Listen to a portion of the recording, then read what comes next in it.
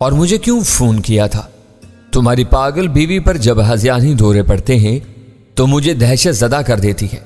इसका जिक्र मत करो, वो तुम्हें खा नहीं जाएगी। मैं शबो रोज़ उसी के साथ गुजारा कर रहा हूँ। और पति बाप की बेटी के साथ गुजारा करना तुम्हारी मजबूरी है बंजमन। जॉर्ज की नर्म आवाज़ तन से बिल्कुल आ रही थी। ये बात तुम बार बार हमारे सामने कहते रहे हो। अगर वो दोनों तुम्हारे घर आ रहे हैं तो मैं भी पहुंच जाऊंगा। ये डैनी और अब्बास का मसला अब तय होना चाहिए कि हम इन दोनों में से किससे लड़ रहे हैं। आइज़क हमेशा सिर्फ डैनी का जिक्र करता रहा, लेकिन उससे बात करने के बाद मुझे शुबा हो रहा है कि डैनी के साथ कोई लालची ईरानी भी बीच में कूदा हुआ है। यह सिर्फ तुम्हारा नहीं, हम सब का और हमारी मुकद्दस कौम का मसला है। मैं तुम्हारी परेशानी समझ रहा हूं। मैं शाम को आऊंगा, मुमकिन हो तो अपनी बीवी को ख्वाब आवर दुआएं दे देना। इस जैसी हसीन औरत को बाल खोलकर चिंकाड़ते देखकर दहशत और इबरत से दिल दहल उठता है। मैं बंदोबस्त कर दूंगा कि दरवाजे पर तुम्हें परेशानी ना हो, लेकिन अब्बास करमानी के फोन के बाद घर के चौकीदार बहुत सख्त हो गए हैं। दरवाजा खुलने में देर सवेर हो जाए तो मुझे माफ कर देना। बंजमन, तुम मेरे भाई हो और हम सब भाई एक तवील मुद्दत तक एक दूसरे के लिए दुनिया भर में खाक छानते और जूते खाते फिरते रहे हैं। आज के भले दिनों में भी हमें एक दूसरे के लिए यह सबक याद रखना चाहिए। भाई को भाई से शिकवा होने लगा तो ये दिन पलट जाएंगे। मैं तुम्हारा मुंतजिर रहूंगा। हल्की सी क्लिक की आवाज के साथ सिलसिला मुनक़ता हो गया। गोल्डा से तो अच्छी मेरी डार्लिंग है। मॉनिटर पर जॉर्ज की आवाज उभरी। शायद उसने फोन बंद करके अपनी कुतिया से बातें शुरू कर दी थी। मेरे ज़हन सोच में डूब गया। डेविड स्टार्स आलमी साहूनी बरादरी के लिए काम कर रही थी और इसराइल इस पॉलिसी का अमली दावेदार था। वो सरजमीन दुनिया के हर सेहूनी के लिए उसके बुनियादी वतन के तौर पर खुली हुई थी। पढ़े लिखे और ज़हीन यहूदी ये जानते थे कि इन्होंने मिलकर अपने वतन की तरफ हिजरत की तो वह नन्ही सी रियासत है अपने सारे वसाइल झोंक कर भी इनकी माशी ज़रूरियात का बोझ नहीं उठा सकेगी। वो दुनिया के हर खित्ते में रह रहे थे और अपनी मादी आसूदगियों के साथ अपने वतन की खुशहाली के लिए भी अनथक जिद्दोजहद कर रहे थे। हद ये कि अमेरिका जैसे मुल्क में वो शी के जरिए हेरोइन का काला धन समेट कर डेविड स्टार्स में लगा रहे थे, जिसका फलसफा जॉर्ज शेल्स ने 2 सत्रों में बयान कर दिया था। वो हमारी खुशकिस्मती थी कि गुमनाम तोहफे के जरिए जॉर्ज को भेजे गए माइक्रोफोन से वहां पर वक्त पहुंचे थे। यह एक इत्तेफाक था कि मैंने रवा रवी में दाऊदी सितारे के बुतों की तजवीज़ दी थी और जॉर्ज ने इन तोहफों को मुकद्दस करार देकर तबाह करने से इनकार कर दिया था। हम इन दोनों की अहम तरीन गुफ्तगू सुनने का मौका मिल चुका था। साफ जाहिर हो रहा था कि बेंजामिन फोर्ड एक दुनियादार और खुद गर्ज आदमी था जो जज्बात को पसे पुश्त डालकर हर फैसला अकली दलील से करता था, जबकि छोटे से घर में तनहा रहने वाला जॉर्ज शेल्स से गौर व फिक्र करने वाला एक सुलझा हुआ इंसान महसूस हुआ था। अपने साहूनी तासुबात और मुजरमाना मकासद की वजह से उसे खुद को बिगाड़ लिया था। हमारी भाग दौड़ बहुत बारावर साबित हुई है। ब्लैक डैड कह रहा था, हम चाहते तब भी इन चारों बदमाशों को कभी यकजा नहीं कर सकते थे। हर एक को अलग अलग घेरना पड़ता। बेंजामिन फोर्ड ने तीनों को खाने पर बुलाकर हमारा काम आसान कर दिया है। जो कुछ करना है आज रात ही करना पड़ेगा। वीरा बोली, शैतान के 4 चेलों को एक साथ ठिकाने लगाने का ऐसा सुनहरी मौका दोबारा हाथ नहीं आएगा। तुम्हें आइज़क के फुसफुसे अंजाम में मजा नहीं आया था? अब बेंजामिन के घर पर दिल खोलकर अपनी भड़ास निकाल देना। मैंने हंसकर वीरा से कहा, वहां की तैयारियों के बारे में तुम सुन ही चुकी हो कि जॉर्ज सेल जैसे जाने बूझे आदमी को भी अंदर जाने में दुश्वारी होगी। यह तशवीश की बात है, इतने कड़े हिफाजती इंतजामात की मौजूदगी में हम बेंजामिन के मकान में कैसे दाखिल हो सकेंगे? वीरा ने परेशान होकर पूछा। हमारे पास ज्यादा सोचने समझने का वक्त नहीं है, ब्लैक डैड ने ऐलान किया। इनकी ताकत को भरपूर ताकत से कुचलना होगा। बराह रास्त हमले के सिवा कोई राह नजर नहीं आ रही। ये एक अहमकाना कदम भी साबित हो सकता है, मैंने बेखौफी से कह डाला। हम दरवाजे पर इनके मुहाफिजों से लड़ते रह जाएंगे और वो चारों किसी तरफ से फरार हो जाएंगे। यह नहीं होगा। ब्लैक डैड ने यकीन दिलाया, मेरे आदमी इसी वक्त इस मकान की रैकी पर निकल जाएंगे। फरार के हर्रा का जायजा लिया जाएगा। बाहर से हमले का आगाज होने से पहले इस मकान के गिर्द नादीदा मुसल्ला हिसार कायम हो चुका होगा, जिसे तोड़कर चूहे का बच्चा भी बाहर नहीं जा सकेगा। इस कार्रवाई के लिए बहुत भारी नफरी दरकार होगी। मैंने उससे कहा, नफरी की तुम परवाह मत करो। ब्लैक डैड के लहजे से बेनियाजी झलक रही थी। मेरे के इशारे पर हार्लेम के सारे नौजवान हथियार संभाल कर वहां सब फरार हो जाएंगे। असल मसला अहाते में घुसने का होगा। एक बार हम अंदर पहुंच गए तो हालात हमारे काबू में आ जाएंगे। तुम इस तरह बात कर रहे हो जैसे पेंटागन वालों ने तुम्हें अपने किसी लड़ाका डिवीजन की कमान सौंप दी है। मैंने उसका दिमाग आसमान से जमीन पर लाने की कोशिश करते हुए कहा, शायद वो मुतवव्विल लोगों का इलाका है। तुम ज्यादा देर तक वहां नहीं टिक सकोगे। पुलिस की पहली गाड़ी नमूदार होती हर शख्स अपनी जान बचाने के लिए भाग खड़ा होगा। ब्लैक डैड सर हिलाने लगा। मेरी बात पर उसके चाने ढलक गए थे। उसने अपनी ठोड़ी हथेली पर लगाकर मेरी तरफ देखते हुए कहा, फायर खुलते ही कोई ना कोई मकामी पुलिस को फोन जरूर करेगा। मैं ये बंदोबस्त तो कर सकता हूँ कि पुलिस पहले फोन पर ही उतर दौड़ न लगाए। ये ताखीर ज्यादा से ज्यादा 10-15 मिनट की हो सकती है, फिर वो आ जाएंगे। तुम मुसर हो कि तुम्हारे पास सोचने समझने का वक्त नहीं है। मेरा ख्याल है कि हमें अच्छी तरह सोच समझ कर उधर का रुख करना चाहिए। ये अभी या कभी नहीं वाला मामला है। हम कोई माकूल मनसूबाबंदी कर सकें तो इन चारों को ठिकाने लगाने में ज्यादा देर नहीं लगेगी। तो फिर सोचो, मैंने कब रोका है? ब्लैक डैड ने पैर पसार कर सोफे की पुश्तगाह से टेक लगा ली। सबसे पहले अपने आदमियों को रैकी पर रवाना कर दो। ये काम जल्द अज जल्द हो जाना चाहिए। इसके बाद हम तीनों मिलकर सोच विचार करते हैं कि कौन सी राह बेहतरीन साबित होगी। सोच विचार तुम दोनों ही करो। मेरे दिमाग में जो तजवीज़ आई थी वो मैंने बेधड़क बता दी। इसका कोई बेहतर मुतबादल बताओ और मेरी तजवीज़ को रद्द कर दो। ये कहते हुए सोफा छोड़कर खड़ा हो गया। बैठे रहो, तुम जा कहाँ रहे हो? मैंने हल्की सी तेजी से कहा। कहीं नहीं जा रहा, सर्वेंट क्वार्टर में अपने आदमियों को इस इलाके की देखभाल के बारे में समझाकर वापस आता हूँ। बात खत्म करके ब्लैक डैड वहां से चला गया। तुम क्या कहती हो? मैंने वीरा की आंखों में झांकते हुए पूछा। अमेरिका में जत्थेबंद होकर किसी के घर पर यूं चढ़ाई करना आसान काम नहीं है। लड़ाई बढ़ाई के मामलों में ब्लैक डैड की अकल शायद टखनों में उतर जाती है। वीरा ने जवाब दिया, खराफात मत बको, ये बताओ कि अब क्या करना है। वक्त तेजी से गुजर रहा है, शाम सर पर आ जाएगी और हमें नाचार ब्लैक डैड के अहमकाना मंसूबे पर अमल करके मुंह की खाने पड़ेगी। जॉर्ज सेल्स अकेला होगा, इसे रास्ते ही में ठिकाने लगा देना चाहिए। बाकी 3 के लिए वही करो जो ब्लैक डैड कह रहा है। नाकामी हुई तो बाद में कुछ सोचा जाएगा। मैंने खामोश होकर सिगरेट सुलगा ली। मेरे ज़हन में घर से बैक्स्टर की लाश की रवानगी का वो मंजर घूम रहा था जो मैंने खुद नहीं देखा था। इन लोगों की नाउसत के बारे में तुमने गौर किया कि इनकी ज़ाती जिंदगियां किस कदर नाआसूदा हैं? कुछ देर बाद वीरा ने मेरे ख्यालात का तसलसल तोड़ दिया। किस नाउसत की बात कर रही हो? मैंने उकताए हुए अंदाज में पूछा। जॉर्ज सेल्स एक कुतिया के साथ जिंदगी बसर कर रहा है। बेंजामिन फोर्ड की खूबसूरत बीवी पागल है। पता नहीं सोलोमन और जैकब के घरों का क्या हाल होगा। वीरा ने वजाहत की, यह इनकी नीयतों का जहर है जो इनके घरों में फैला हुआ है। अब कुछ देर अपनी चोंच बंद रखो, मैं वाकयात की कुछ कड़ियां मिलाने की कोशिश कर रहा हूँ। हो सकता है कि हम बेमकसद चांद मारी से बचकर आज ज्यादा बड़ी कामयाबी हासिल कर लें। यह ज़हन में रखना कि अब बीम गन भी हमारे कब्जे में है। फायर के धमाके का खतरा मोल लिए बगैर हम खामोशी से किसी को भी खत्म कर सकते हैं। वीरा ने मुझे याद दिलाया। ब्लैक डैड अपने आदमियों को काम सौंप कर वापस आया तो उसके मुंह से यकबस्ता बियर का कैन लगा हुआ था। पिछली रात से वो पानी की तरह मुसलसल पिए जा रहा था। तुम कहीं से एक बड़ी एम्बुलेंस हासिल कर सकते हो? मैंने पूछा। सिर्फ एक फोन करके तुम भी एम्बुलेंस मंगवा सकते हो, इसकी क्या जरूरत पेश आ गई? फोन करके मंगवाई जाने वाली एम्बुलेंस में हथियार नहीं लिए जा सकते। मैंने तलखी से कहा, इसीलिए मैंने तुमसे सवाल किया था। एम्बुलेंस में हथियार? वो खुश होकर बोला, इसका मतलब है कि तुम्हारी खोपड़ी चल पड़ी है और तुम कोई काबिल अमल तदबीर सोच रहे हो। एक क्या तुम चाहो तो मेरे आदमी इससे ज्यादा एम्बुलेंस उठा सकते हैं। इनसे अपना काम निकालो और शहर में कहीं भी छोड़कर गायब हो जाओ। मैं यही चाह रहा था। एम्बुलेंस ले जाकर हम आसानी से बेंजामिन फोर्ड के घर का दरवाजा खुलवा सकते हैं। अंदर पहुंचते ही एम्बुलेंस में छुपे हुए मुसल्ला आदमी बाहर निकलेंगे और तेजी से सबको जेर करते चले जाएंगे। मैंने उसे बताया, हो सकता है कि किसी धुआंधार मुकाबले के बगैर ही हम हालात पर काबू पा लें, लेकिन वो किसी बिन बुलाई एम्बुलेंस के लिए दरवाजा क्यों खोलेंगे? वीरा के चेहरे पर उलझन थी। मैंने इसके सवाल को नजरअंदाज करके ब्लैक डैड से बात जारी रखी। रैकी से मुहासरे तक सब कुछ इसी तरह होगा जैसे तुमने सोचा था, बस हमला आवर होने का तरीका बदल जाएगा। हम लोगों के साथ तुम्हारे हथियार बंद आदमी एम्बुलेंस में छुपकर अंदर घुसेंगे। इनके पीछे दूसरी गाड़ियां अंदर दाखिल हो सकती हैं। इसका इन्हिसार मुजाहमत की शिद्दत पर होगा। यह सब दुरुस्त है, लेकिन तुमने वीरा के सवाल का जवाब नहीं दिया। ब्लैक डैड ने टोका। हमें मालूम है कि जॉर्ज सेल्स आज शाम बेंजामिन की तरफ जाएगा। उसकी निगरानी हो रही है। हम उसे रास्ते से अगवा कर लेंगे और बेहोश करके किसी महफूज मकाम।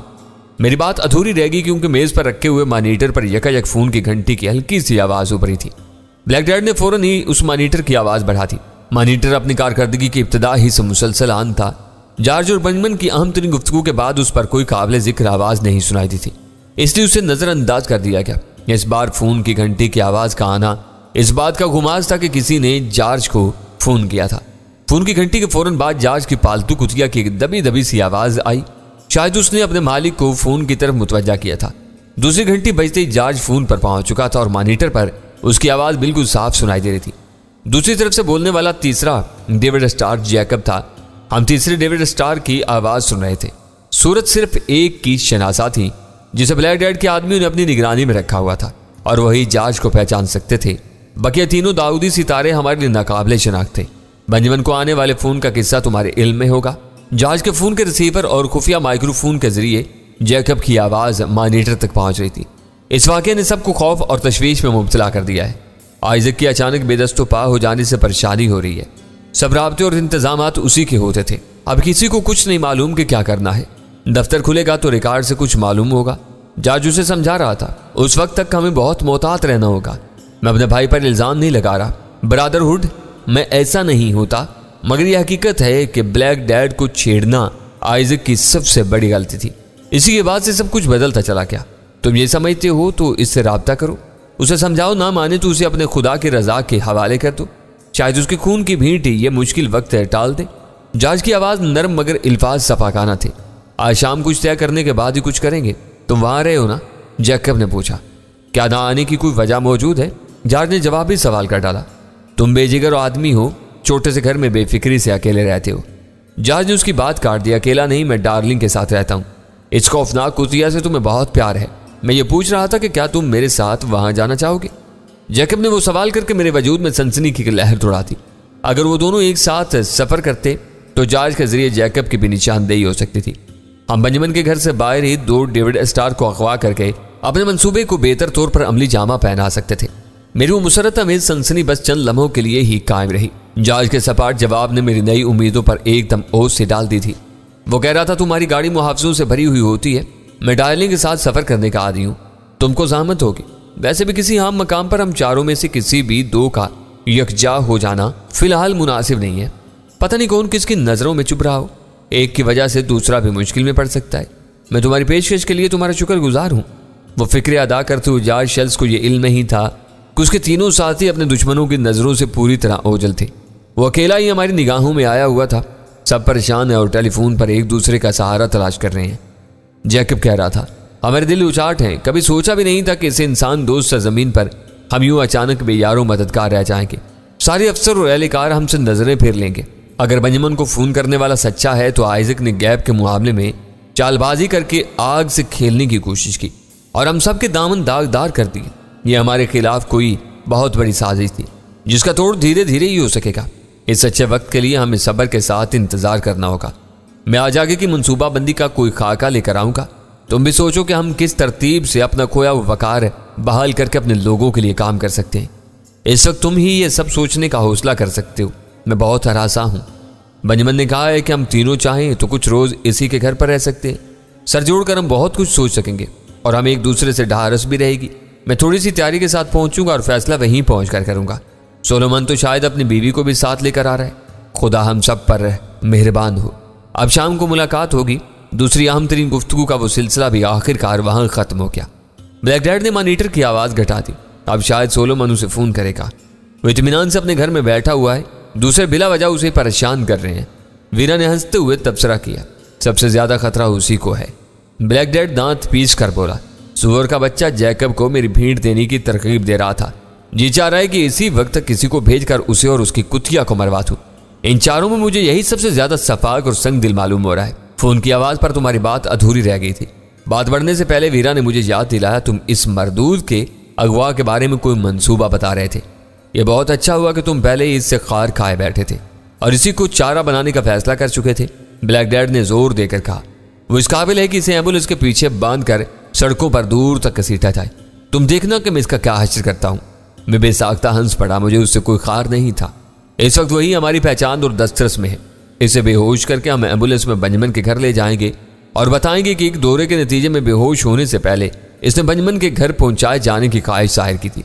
देखभाल होगी, वो बेंजामिन के मुहाफिजों का जाना पहचाना चेहरा है।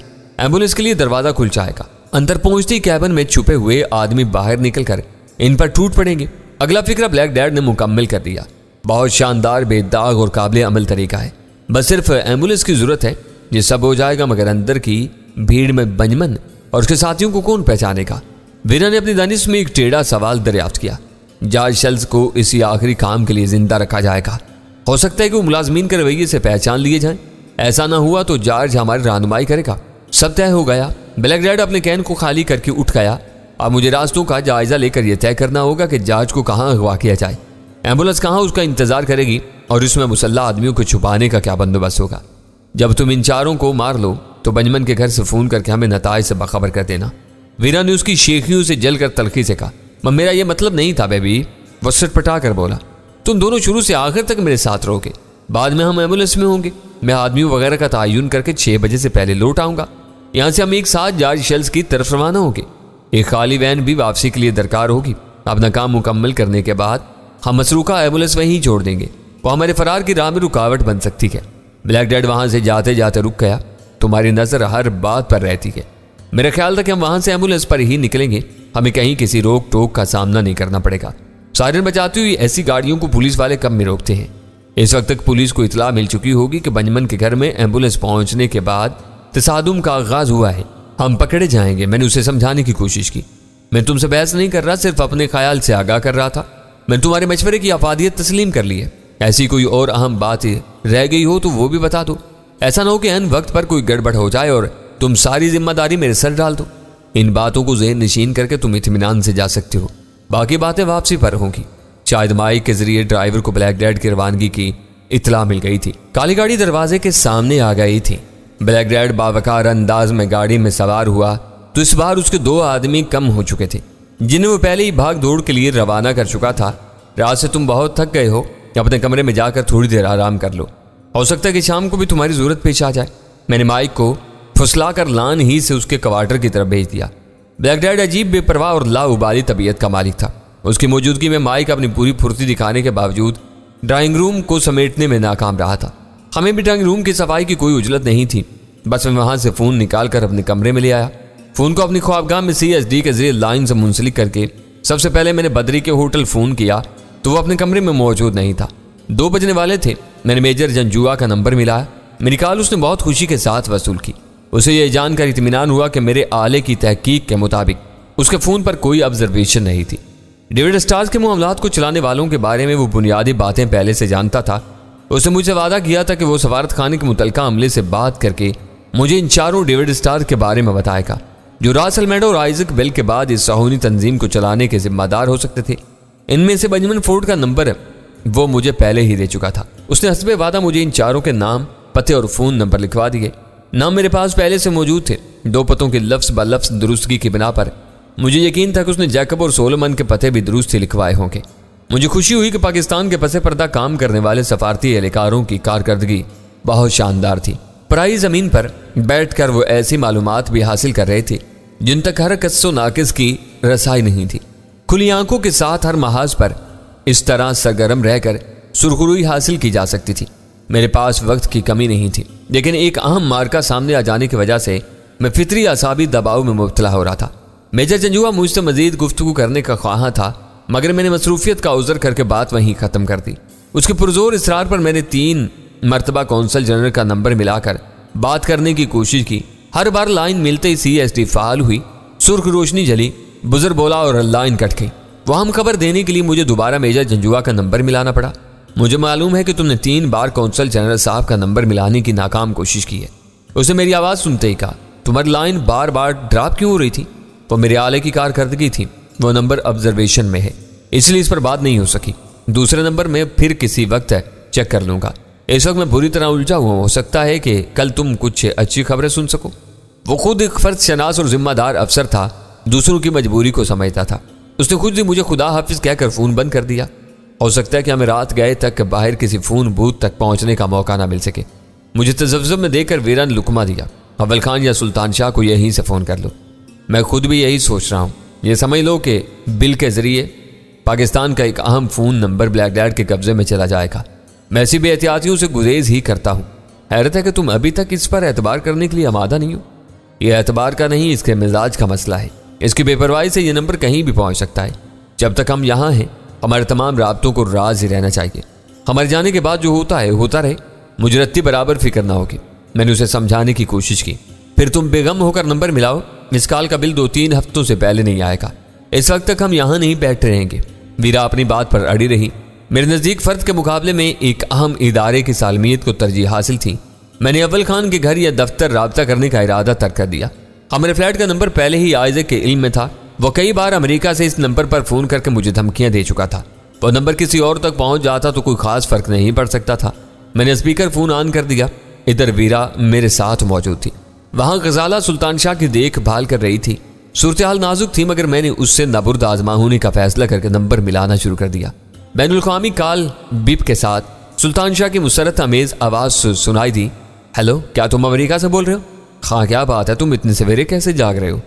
हाल चाल कैसे हैं? इसे बात करते हुए फरते जज्बात से मेरे हल्के में गोला सा फंसने लगा। मैं मजे में हूँ, यहाँ फजर का वक्त होने वाला है।